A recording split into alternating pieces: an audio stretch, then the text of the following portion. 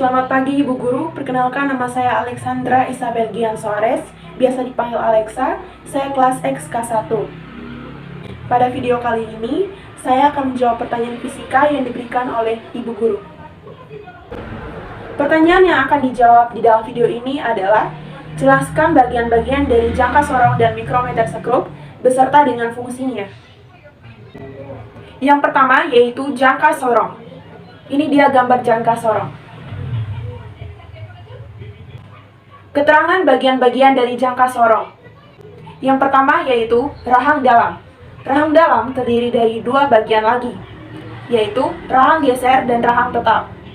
Fungsinya untuk mengukur bagian dalam seperti diameter, lubang, ataupun celah. Yang kedua yaitu rahang luar. Rahang luar juga terdiri dari dua bagian, yaitu rahang geser dan rahang tetap. Fungsinya untuk mengukur bagian luar seperti diameter, lebar, ataupun panjang benda. Yang ketiga yaitu tangkai ukur kedalaman. Fungsinya untuk mengukur kedalaman lubang suatu benda. Yang keempat, skala utama. Fungsi dari skala utama untuk menyatakan hasil ukuran utama. Biasanya dinyatakan dalam satuan cm atau inci. Umumnya panjang skala utama 15 sampai dengan 17 cm. Yang kelima yaitu skala Nonius. Fungsinya untuk menambahkan tingkat akurasi ekstra pada pengukuran. Biasanya dinyatakan dalam satuan milimeter atau inci. Yang keenam, yang terakhir, baut pengunci. Fungsinya untuk menahan gerahan pada tempatnya agar objek bisa ditahan atau tidak terlepas dan skala tidak bergeser saat akan mengukur. Yang berikutnya adalah cara menggunakan jangka sorong. Cara menggunakan jangka sorong yang pertama yaitu cek dulu dan pastikan waktu kedua rahang tertutup. Skala menunjukkan angka 0. Tujuannya supaya tidak ada kesalahan pengukuran yang biasa disebut zero error. Yang kedua, kendurkan baut pengunci dan tarik rahang geser ke kanan sampai benda yang diinginkan diukur bisa pas ditempatkan di antara dua rahang tetap dan geser. Yang ketiga, letakkan benda yang akan diukur di antara kedua rahang. Pastikan juga posisinya sudah sesuai. Yang keempat, tarik rahang geser ke kiri sampai mengapit benda yang mau diukur. Lalu, putar baut pengunci sampai terdengar suara klik. Dan yang terakhir, baca dan hitung hasil pengukuran yang diperoleh. Yang akan dibahas kedua yaitu mikrometer sekrup. Ini dia gambarnya.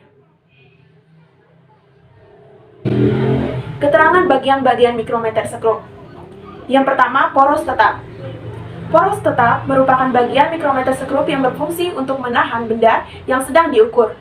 Benda yang diukur diletakkan di antara poros tetap dan poros geser.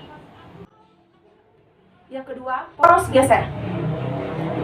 Poros geser adalah bagian dari mikrometer sekrup yang berfungsi sebagai penekan benda saat diukur. Sesuai dengan namanya, poros geser bisa digeser menyesuaikan dengan ukuran benda yang sedang diukur. Yang ketiga, pengunci.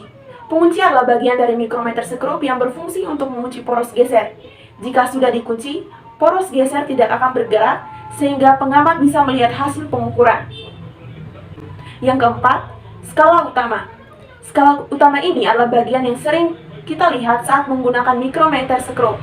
Bagian ini berfungsi untuk menunjukkan ketebalan utama benda yang satuannya milimeter. Yang kelima, skala Nonius. Skala Nonius adalah skala tambahan atau skala putar. Skala Nonius berfungsi sebagai skala penambah pada skala utama. Bagian ini adalah bagian yang tidak bisa kita lupakan atau temukan pada penggaris, mistar, atau meteran karena nilainya sangat kecil. Yang keenam, pemutar. Pemutar adalah bagian mikrometer sekrup yang berfungsi untuk memutar ke kiri atau ke kanan suatu poros geser. Yang ketujuh, bingkai. Bingkai merupakan bagian mikrometer sekrup yang berbentuk seperti huruf C. Bingkai terbuat dari logam yang cukup tebal dan kuat. Yang berikut adalah cara menggunakan mikrometer sekrup. Cara menggunakan mikrometer sekrup yang pertama adalah memastikan pengunci dalam keadaan terbuka. Yang kedua, membuka rahang dengan cara memutar skala putar ke kiri. Yang ketiga, memasukkan benda yang akan diukur panjangnya di bagian rahang. Yang keempat, putar kembali skala Putarnya sampai terdengar bunyi klik. Yang kelima, memutar pengunci sampai skala putar tidak bisa digerakkan. Dan yang keenam, membaca hasil pengukuran. Sekian dari saya penjelasan tentang bagian-bagian dari mikrometer skrup dan jangka sorong beserta fungsinya. Mohon maaf apabila ada kekurangan dan salah penyebutan suatu kata. Sekian dari saya.